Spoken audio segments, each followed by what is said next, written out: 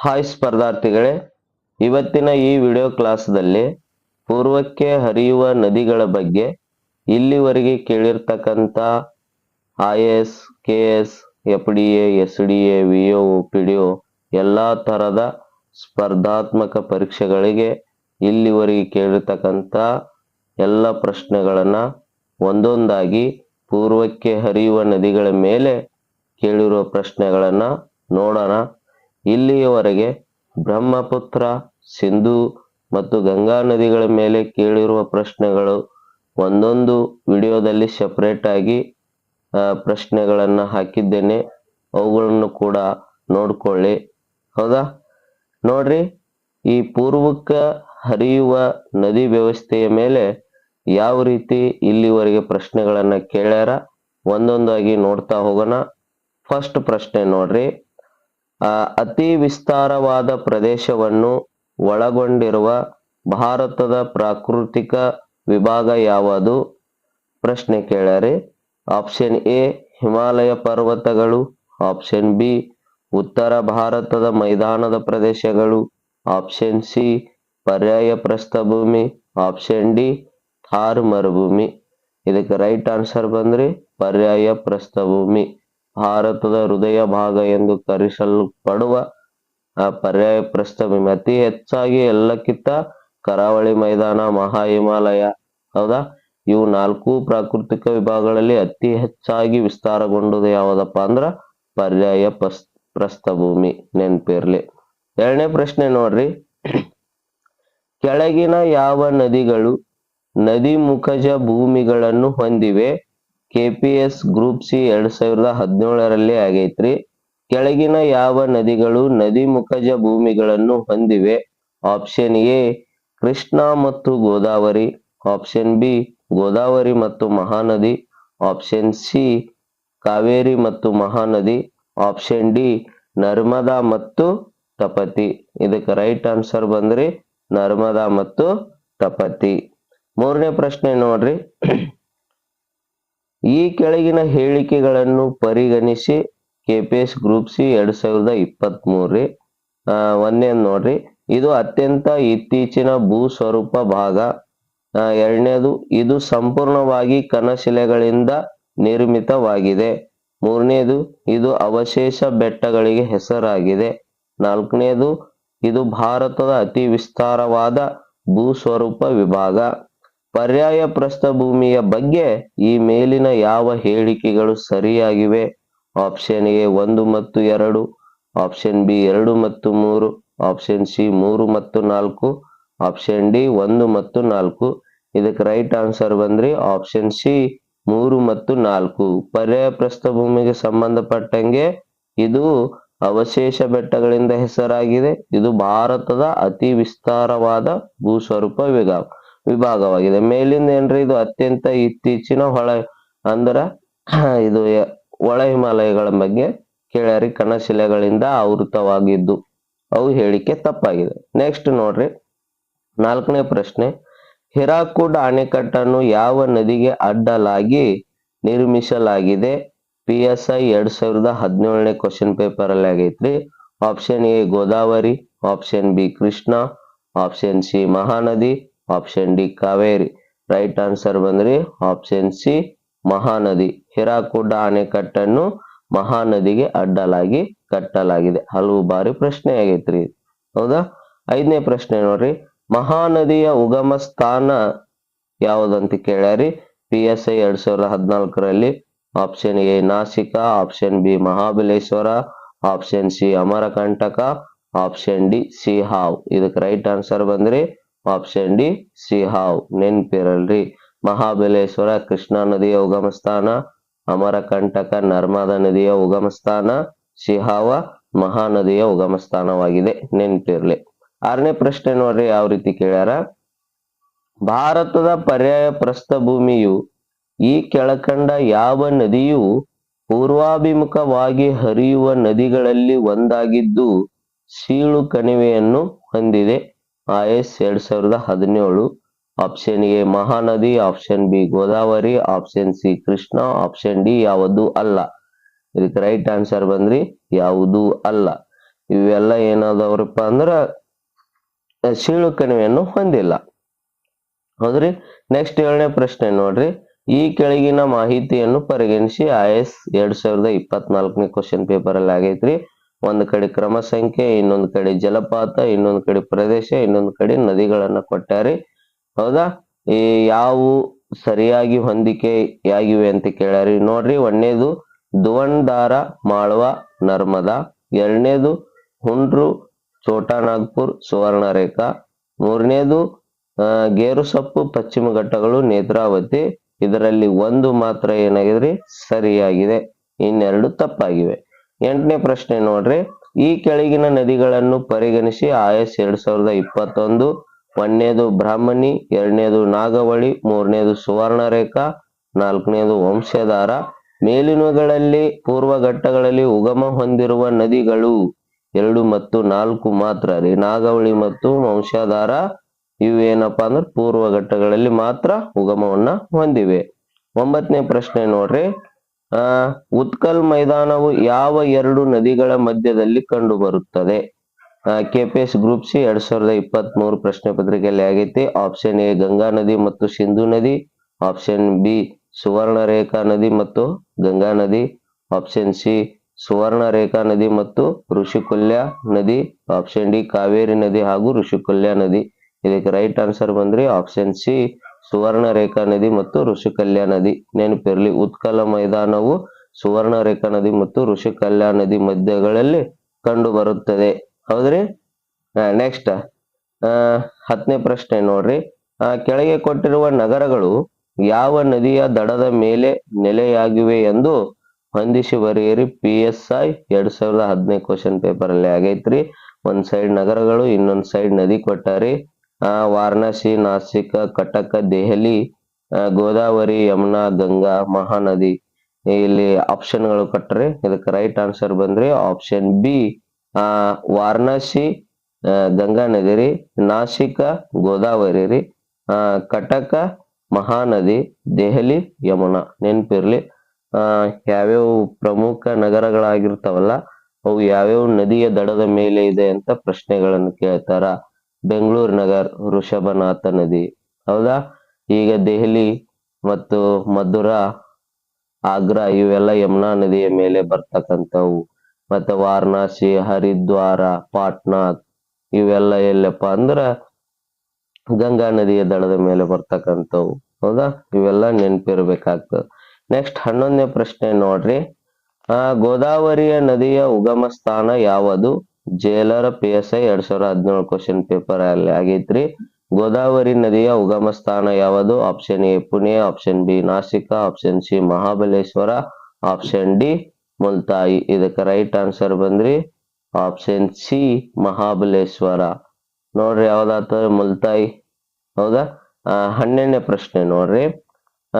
ದಕ್ಷಿಣ ಗಂಗಾ ಎಂದು ಕರೆಯಲ್ಪಡುವ ನದಿ ಯಾವುದು? PSI 2017 KS 2017 ಪ್ರಶ್ನೆ ಪತ್ರಿಕೆಯಲ್ಲಿ ಆಗೈತಿ. ದಕ್ಷಿಣ ಗಂಗಾ ಎಂದು ಕರೆಯಲ್ಪಡುವ ನದಿ option A Kaveri, option B Krishna, option C Godavari, option D Mahanadi. ಇದಕ್ಕೆ ರೈಟ್ ಆನ್ಸರ್ ಬಂದ್ರಿ ಆಪ್ಷನ್ ಸಿ ಗೋದಾವರಿ. ಇದು ಭಾರತದ ದಕ್ಷಿಣ ಗಂಗಾ ನದಿ ಎಂದು ಕರೆಯುತ್ತಾರೆ. ಕರ್ನಾಟಕದ ದಕ್ಷಿಣ ಗಂಗಾ ನದಿ ಯಾವ್ದಪ್ಪ ಅಂದ್ರ ಕಾವೇರಿ, ಭಾರತದ ಗೋದಾವರಿ. ನೆನಪಿರಿ. 13ನೇ ಪ್ರಶ್ನೆ ನೋಡ್ರಿ.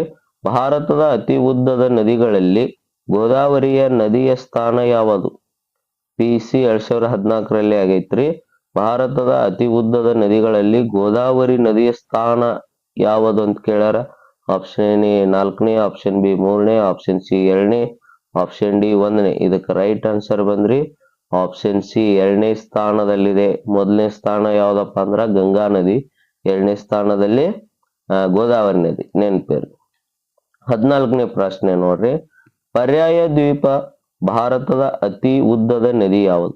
ಪರ್ಯಾಯ ದ್ವೀಪದ ಭಾರತದ ಅತಿ ಉದ್ದದ ನದಿ ಯಾವುದು? PSI 2018 ಆಗೈತ್ರಿ. Option A Godavari, option B Krishna, option C Kaveri, option D Mahanadi. ಇದಕ್ಕೆ ರೈಟ್ ಆನ್ಸರ್ ಬಂದ್ರಿ ಆಪ್ಷನ್ ಎ ಗೋದಾವರಿ. ನೆನಪಿರ್ಲಿ, ಪರ್ಯಾಯ ಪ್ರಸ್ಥಭೂಮಿಯ ಅತಿ ಉದ್ದ ನದಿ ಕೂಡ ಗೋದಾವರಿನೇ ಮತ್ತು ದಕ್ಷಿಣ ಭಾರತದ ಅತಿ ಉದ್ದ ನದಿ ಕೂಡ ಗೋದಾವರಿನೇ. 15ನೇ ಪ್ರಶ್ನೆ ನೋಡ್ರಿ. ಆ ಪರ್ಯಾಯ ದ್ವೀಪ ಭಾರತದ ಅತಿ ದೊಡ್ಡ ನದಿ ಯಾವುದು ಅಂತ ಕೇಳ್ಯಾರಿ. ಅತಿ ಉದ್ದ ಮತ್ತು ಅತಿ ದೊಡ್ಡ ನದಿ ಯಾವುದು?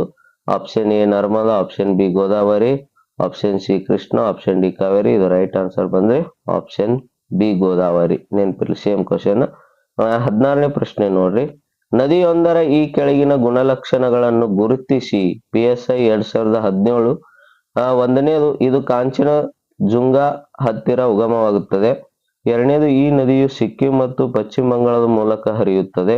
ಮೂರನೇದು, ಇದು ಬ್ರಹ್ಮಪುತ್ರ ನದಿಯ ಉಪನದಿಯಾಗಿದ್ದು ಬಾಂಗ್ಲಾದೇಶದಲ್ಲಿ ಬ್ರಹ್ಮಪುತ್ರದೊಂದಿಗೆ ಸಂಗಮಿಸುತ್ತದೆ. ಈ ಲಕ್ಷಣಗಳಲ್ಲಿ ಕಂಡುಬರುವ ನದಿ ಯಾವುದು ಅಂತ ಕೇಳ್ಯಾರಿ. ದಿಹಾಂಗ್ ನದಿ, ರಂಗಿತ ನದಿ, ಸುಬನ್ಸಿರ್ ನದಿ, ತಿಸ್ತಾ ನದಿ. ಇದಕ್ಕೆ ರೈಟ್ ಆನ್ಸರ್ ಬಂದ್ರಿ ತಿಸ್ತಾ ನದಿ. ನೆನಪಿರ್ಲಿ, ಅಸ್ಸಾಂ ಅಂದ ಕೂಡಲೇ ಅಸ್ಸಾಮಿನ ಜೀವನದಿಯಾಗಿರ್ತಕ್ಕಂಥದ್ದು ತಿಸ್ತಾ ನದಿ. ಪಂಜಾಬಿನ ಉಪನದಿ ಇಲ್ಲ, ಪಂಜಾಬ್ ಬ್ರಹ್ಮಪುತ್ರ ನದಿಗೆ ಬಂದು ಸೇರಿಕೊಳ್ಳಕಂತ ನದಿ ಯಾವ್ದಪ್ಪ ಅಂದ್ರೆ ತಿಸ್ತಾ ನದಿನೇ. ನೆನಪಿರ್ಲ್ರಿ. ನೆಕ್ಸ್ಟ್ ಪ್ರಶ್ನೆ ನೋಡ್ರಿ, 17ನೇದು. ಇಂದ್ರಾವತಿ ನದಿಯು ಯಾವುದರ ಉಪನದಿಯಾಗಿದೆ? SDA 2013. ಇಂದ್ರಾವತಿ ನದಿಯು ಯಾವುದರ ಉಪನದಿಯಾಗಿದೆ? Option A Ganga, option B Mahanadi, option C Krishna, option D Godavari. ಇದಕ್ಕೆ ರೈಟ್ ಆನ್ಸರ್ ಬಂದ್ರಿ ಆಪ್ಷನ್ ಡಿ ಗೋದಾವರಿ. ಇಂದ್ರಾವತಿ ನದಿಯು ಗೋದಾವರಿ ನದಿಯ ಉಪನದಿಯಾಗಿದೆ. ನೆನಪಿರ್ಲಿ. 18ನೇ ಪ್ರಶ್ನೆ ನೋಡ್ರಿ. ವಿಸ್ತೀರ್ಣದಲ್ಲಿ ಅತಿ ದೊಡ್ಡ ಹುಲಿ ಸಂರಕ್ಷಣಾ ತಾಣ ಎಲ್ಲಿದೆ? PSI 2017 ಕ್ವಶನ್ ಪೇಪರ್ ಅಲ್ಲೇ ಆಗೈತ್ರಿ. ವಿಸ್ತೀರ್ಣದಲ್ಲಿ ಅತಿ ದೊಡ್ಡ ಹುಲಿ ಸಂರಕ್ಷಣಾ ಸ್ಥಾನ ಎಲ್ಲಿದೆ? Option A Karnataka, option B Andhra Pradesh, option C Tamil Nadu, option D Madhya Pradesh. ಇದಕ್ಕೆ ರೈಟ್ ಆನ್ಸರ್ ಬಂದ್ರಿ ಆಪ್ಷನ್ ಬಿ ಆಂಧ್ರ ಪ್ರದೇಶ್. ನೆನಪಿರ್ಲಿ. 19ನೇ ಪ್ರಶ್ನೆ ನೋಡ್ರಿ. ಈ ಕೆಳಗಿನ ಹೇಳಿಕೆಗಳನ್ನು ಪರಿಗಣಿಸಿ. IS 2015. ಒಂದನೇದು ನೋಡ್ರಿ, ಪೋಲಾವರಂ ಯೋಜನೆಯ ಅಡಿಯಲ್ಲಿ ಗೋದಾವರಿಯು ನೀರನ್ನು ಕೃಷ್ಣಾ ನದಿಗೆ ತಿರುಗಿಸಲಾಗುವುದು. ಎರಡನೇದು, ಈ ಯೋಜನೆಯಿಂದಾಗಿ ಕೃಷ್ಣಾ ನದಿಯ ಮೇಲೆ ಇರುವ ನಾಗಾರ್ಜುನ ಸಾಗರ ಆಣೆಕಟ್ಟಿಗೆ ನೀರನ್ನು ಒದಗಿಸಲಾಗುತ್ತದೆ. ಮೂರನೇದು, ಗೋವಿಂದ ವಲ್ಲಭ ಪಂತ ಸಾಗರ ಜಲಾಶಯವು ರಿಹಂದ್ ನದಿಯ ಮೇಲಿದೆ. ಈ ಹೇಳಿಕೆಗಳಲ್ಲಿ ಯಾವುವು ಸರಿ? ನೋಡ್ರಿ, ಆಪ್ಷನ್ ಎ 1 ಮತ್ತು 2 ಮಾತ್ರ, ಆಪ್ಷನ್ ಬಿ 2 ಮತ್ತು 3 ಮಾತ್ರ, ಆಪ್ಷನ್ ಸಿ 1 ಮತ್ತು 3 ಮಾತ್ರ, ಆಪ್ಷನ್ ಡಿ 1, 2, 3. ಇದಕ್ಕೆ ರೈಟ್ ಆನ್ಸರ್ ಬಂದ್ರೆ ಆಪ್ಷನ್ ಸಿ 1 ಮತ್ತು 3 ಮಾತ್ರ. ನೆನಪಿರ್ಲಿ. 20ನೇ ಪ್ರಶ್ನೆ ನೋಡ್ರಿ. ಪಟ್ಟಿ 1ರಲ್ಲಿ ನದಿಗಳು ಮತ್ತು ಪಟ್ಟಿ 2ರಲ್ಲಿ ಬಲದಂಡೆಯ ಉಪನದಿಗಳು ಅನ್ನು ಹೊಂದಿಸಿ. KPS ಗ್ರೂಪ್ ಸಿ 2022ರಲ್ಲಿ ಪ್ರಶ್ನೆ ಆಗೈತ್ರಿ. ಎಡದಂಡಿ ನದಿಗಳು ಯಾವುವು, ಬಲದಂಡಿ ಉಪನದಿಗಳು ಯಾವ ಅಂತ ಅದ್ರ ಮೇಲೆಗಳು ಕೂಡ ಪ್ರಶ್ನೆಗಳನ್ನು ಕೇಳ್ತಾರ. ಪಟ್ಟಿ 1ರಲ್ಲಿ ಏನ್ ಕೊಟ್ರಿ? ನದಿಗಳು ಕೊಟ್ರ ಗಂಗಾ, ಕೃಷ್ಣ, ಕಾವೇರಿ, ತಪತಿ. ಪಟ್ಟಿ 2ರಲ್ಲಿ ಅವುಗಳ ಉಪನದಿಗಳನ್ನ ಕೊಟ್ಟರೆ ಬಲದಂಡೆಯ ಉಪನದಿಗಳು ತುಂಗಭದ್ರಾ, ಪೂರ್ಣ, ಸುವರ್ಣವತಿ, ಸೋನ್. ಇದಕ್ಕೆ ರೈಟ್ ಆನ್ಸರ್ ಬಂದ್ರಿ ಆಪ್ಷನ್ ಎ ಗಂಗಾ. ಯಾವ ನದಿಯ ಉಪನದಿ? ಗಂಗಾ ನದಿಯ ಉಪನದಿ ಯಾವ್ದಪ್ಪ ಅಂದ್ರೆ ಸೋನ್. ನೆಕ್ಸ್ಟ್ ಕೃಷ್ಣಾ ನದಿಯ ಉಪನದಿ ಯಾವ್ದಪ್ಪ ಅಂದ್ರ ತುಂಗಭದ್ರಾ.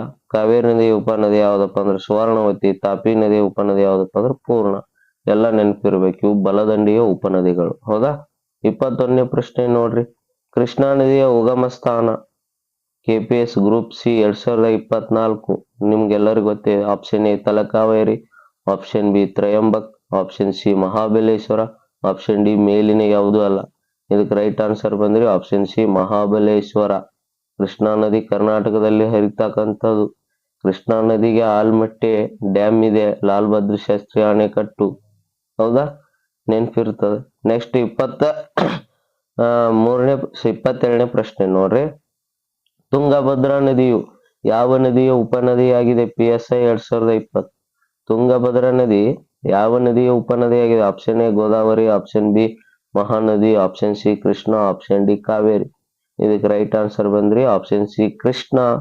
ತುಂಗಭದ್ರಾ ನದಿ ಕೃಷ್ಣಾ ನದಿಯ ಉಪನದಿಯಾಗಿದೆ. ನಿಮ್ ನೆನ್ಪಿಟ್ಕೋಬೇಕಂದ್ರ ಮಗು ದೋಣಿ ತುಂಬಿದೆ, ಮಗ ದೋಣಿ ತುಂಬಿದೆ. ಕೃಷ್ಣಾ ನದಿ ಉಪನದಿಗಳು ಯಾವಪ್ಪ ಅಂದ್ರೆ ಸಿಂಪಲ್ ಆಗಿ ಕೋಡ್ ನೆನ್ಪಿಟ್ಕೋಬೇಕಂದ್ರ ಮಗ ದೋಣಿ ತುಂಬಿದೆ. ಅಂದ್ರ ಯಾವ್ದ್ರಿ? ಮಲಪ್ರಭಾ, ಘಟಪ್ರಭಾ, ದೋಣಿ, ತುಂಗಭದ್ರಾ. ಹೌದಾ? ಇವೆಲ್ಲ ನೆನ್ಪಿಟ್ಕೋಬೇಕು ನೀವು. ನೆಕ್ಸ್ಟ್ 24ನೇ ಪ್ರಶ್ನೆ ನೋಡ್ರಿ. 23ನೇದು ಮೂಸಿ ಮತ್ತು ಭೀಮಾ ಯಾವ ನದಿಯ ಉಪನದಿಗಳಾಗಿವೆ? ಮೂಸಿ ಮತ್ತು ಭೀಮಾ ಯಾವ ನದಿಯ ಉಪನದಿಗಳಾಗಿವೆ? PSI 2021ರಲ್ಲಿ ಕೇಳ್ಯಾರಿ. Option A Brahmaputra, option B Mahanadi, option C Kaveri, option D Krishna. ಇದಕ್ಕೆ ರೈಟ್ ಆನ್ಸರ್ ಬಂದ್ರಿ ಆಪ್ಷನ್ ಡಿ ಕೃಷ್ಣ. ನೆನಪಿರ್ಲಿ, ಮೂಸಿ ಮತ್ತು ಭೀಮಾ ಕೃಷ್ಣ ನದಿಯ ಉಪನದಿಗಳಾಗಿವೆ. 24ನೇ ಪ್ರಶ್ನೆ ನೋಡ್ರಿ. ಪೆನ್ಗಂಗಾ ನದಿಯು ಭಾರತದಲ್ಲಿರುವ ಯಾವ ನದಿಯ ಉಪನದಿಯಾಗಿದೆ? 2018ರಲ್ಲಿ ಕೇಳ್ಯಾರ. ಪೆನ್ಗಂಗಾ ನದಿಯು ಭಾರತದಲ್ಲಿರುವ ಯಾವ ನದಿಯ ಉಪನದಿಯಾಗಿದೆ? Option A Kaveri, option B Godavari, option C Krishna, option D Narmada. ಇದಕ್ಕೆ ರೈಟ್ ಆನ್ಸರ್ ಬಂದ್ರಿ ಆಪ್ಷನ್ ಬಿ ಗೋದಾವರಿ. ನೆನಪಿರ್ಲಿ, ಹೌದಾ? ಇನ್ನ ಲಾಸ್ಟ್ ಪ್ರಶ್ನೆ ನೋಡ್ರಿ ಯಾವ ರೀತಿ ಕೇಳ್ಯಾರ. 25ನೇ ಪ್ರಶ್ನೆ. ಪಟ್ಟಿ 1ರಲ್ಲಿ ನದಿಗಳು, ಪಟ್ಟಿ 2ರಲ್ಲಿ ಅವುಗಳ ಉಪನದಿಗಳರೊಂದಿಗೆ ಹೊಂದಿಸಿ ಮತ್ತು ಕೆಳಗೆ ನೀಡಲಾದ ಸಂಕೇತಗಳನ್ನು ಬಳಸಿಕೊಂಡು ಸರಿಯಾದ ಉತ್ತರವನ್ನು ಆಯ್ಕೆ ಮಾಡಿ. ಪಟ್ಟಿ 1ರಲ್ಲಿ ಪ್ರಮುಖ ನದಿಗಳ್ರಿ, ಪಟ್ಟಿ 2ರಲ್ಲಿ ಅವುಗಳ ಉಪನದಿಗಳನ್ನು ಕೊಟ್ಟಾರ. ಗೋದಾವರಿ, ಗಂಗಾ, ಕೃಷ್ಣ, ಬ್ರಹ್ಮಪುತ್ರ. ಉಪನದಿಗಳು ಯಾವ್ರಿ? ಲೋಹಿತ, ಕೊಯ್ನಾ, ವೆನ್ಗಂಗಾ, ಸೋನ್ ಅಂತಾರೆ. ಇದಕ್ಕೆ ರೈಟ್ ಆನ್ಸರ್ ಬಂದ್ರಿ ಆಪ್ಷನ್ ಸಿ ಗೋದಾವರಿ, ವೆನ್ಗಂಗಾ ರೀ. ನೆಕ್ಸ್ಟ್ ಗಂಗಾ ಸೋನ್ ರೀ. ನೆಕ್ಸ್ಟ್ ಕೃಷ್ಣ ಕೊಯ್ನಾ ರೀ. ಬ್ರಹ್ಮಪುತ್ರ ಲೋಹಿತ. ಇಷ್ಟೇನಪ್ಪ ಅಂದ್ರ ಈ ಪೂರ್ವಕ್ಕೆ ಹರಿಯುವ ನದಿಗಳ ಮೇಲೆ ಇಲ್ಲಿವರೆಗೆ ಕೇಳಿರ್ತಕ್ಕಂಥ ಎಲ್ಲಾ ಪ್ರಶ್ನೆ ಪತ್ರಿಕೆಯಲ್ಲಿ ಕೇಳಿರ್ತಕ್ಕಂಥ ಪ್ರಶ್ನೆಗಳು ಮುಂದೆ ಕೂಡ ಹೊಳ್ಳಿ ರಿಪೀಟ್ ಆಗ್ತವ. ಸಾಕಷ್ಟು ಬಾರಿ ಹೊಳ್ಳಿ ಇವೆಲ್ಲ ಏನಪ್ಪಾ ಅಂದ್ರ ರಿಪೀಟ್ ಆಗ್ಯಾವ್ರಿ ಕ್ವಶನ್ಗಳೆಲ್ಲ. ಅದಕ್ಕೋಸ್ಕರ ಡೈಲಿ ಒಂದೊಂದು ವಿಡಿಯೋ ಕ್ಲಾಸ್ನಲ್ಲಿ ಇದೇ ರೀತಿ ಟಾಪಿಕ್ಗಳ ಮೇಲೆ ಪ್ರಶ್ನೆಗಳನ್ನ ತೆಗೆದುಕೊಂಡು ಬರ್ತಾ ಇದ್ದೀನಿ. ನೆಕ್ಸ್ಟ್ ವಿಡಿಯೋದಲ್ಲಿ ಯಾವ ಬರ್ತಾವಪ್ಪ ಅಂದ್ರ ಪಶ್ಚಿಮಾಭಿಮುಖವಾಗಿ ಹರಿಯುವ ನದಿಗಳ ಮೇಲೆ ಕೇಳಿರ್ತಕ್ಕಂಥ ಪ್ರಶ್ನೆಗಳನ್ನ ತೆಗೆದುಕೊಂಡು ಬರ್ತೀನಿ. ಅದಕ್ಕೋಸ್ಕರ ನಮ್ಮ ಬಡವರ ಕನಸು ಚಾನೆಲ್ಗೆ ಸಬ್ಸ್ಕ್ರೈಬ್ ಆಗ್ರಿ. ಇದರ ಒಂದು ಸದುಪಯೋಗವನ್ನ ಪಡೆದುಕೊಳ್ಳಿರಿ ಅಂತ ಹೇಳ್ತೀನಿ. ಧನ್ಯವಾದಗಳು.